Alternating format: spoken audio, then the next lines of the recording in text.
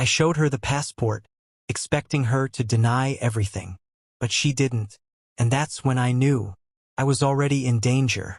I was still holding the passport when she walked in. For a second, neither of us said anything. She looked at the passport, then at me, and I waited.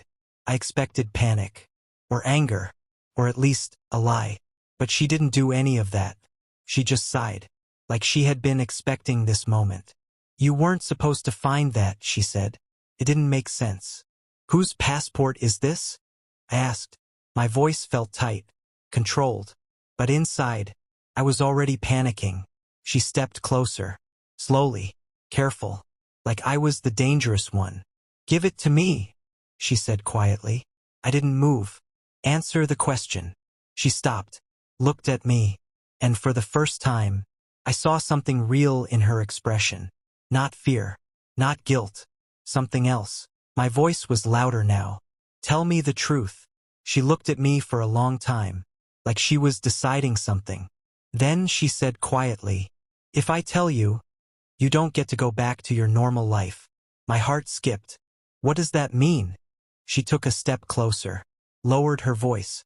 It means, once you know, you're part of it. That sentence hit hard. Too hard. Part of what? She opened her mouth, then suddenly stopped, completely still. I noticed it immediately. What? I asked. She didn't respond. Her eyes moved slowly, toward the window. That same movement again. This time, slower, more careful. My chest tightened. What is it? She whispered. They found us. My heart dropped instantly. Who? She didn't answer. Instead, she grabbed my wrist. Hard. We need to leave. Now. What are you talking about? Now. This time her voice wasn't calm. It was urgent. Real. I felt it instantly. Something was wrong. Very wrong. We moved fast. She didn't pack anything. Didn't explain. Just pulled me toward the door. And that's when I heard it. A car. Stopping outside. Doors opening. More than one. My pulse spiked. Who are they? She finally looked at me. And for the first time, she looked afraid. People I shouldn't have run from. That didn't help. Run from what? She didn't answer. She just opened the back door. Go. We ran. Cold air hit my face. My heart was pounding so hard I could hear it. We got into the car. She started the engine immediately. No hesitation. Like she had done this before. We pulled out fast. Too fast. I looked back. And I saw them. Two men. Standing in front of the house. Watching us leave. Not chasing. Just watching. That was worse. Much worse. Why aren't they following us? I asked. She didn't answer. She just kept driving. Tight grip on the wheel. Then she said something, quietly, almost to herself. Because they don't need to. My stomach dropped. What does that mean? She finally looked at me and said, because you were never random. My chest tightened. What?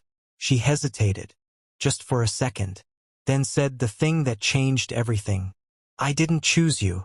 Silence. You were assigned to me. You were assigned to me. The words didn't feel real. Assigned. Like I was a task. Not a person. Assigned by who? My voice dropped. She didn't answer right away. That silence was worse than anything she could have said. You don't want to know that part, she said quietly.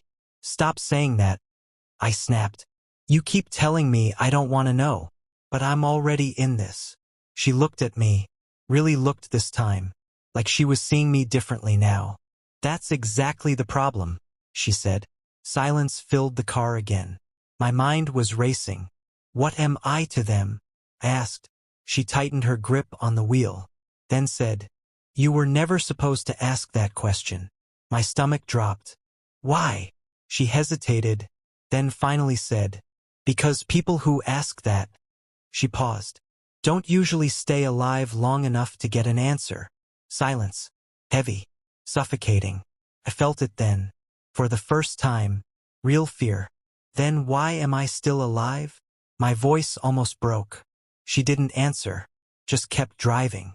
Eyes locked on the road. That's the part you're about to remember, she whispered. My chest tightened instantly. Remember what? She glanced at me and said quietly, the night everything started.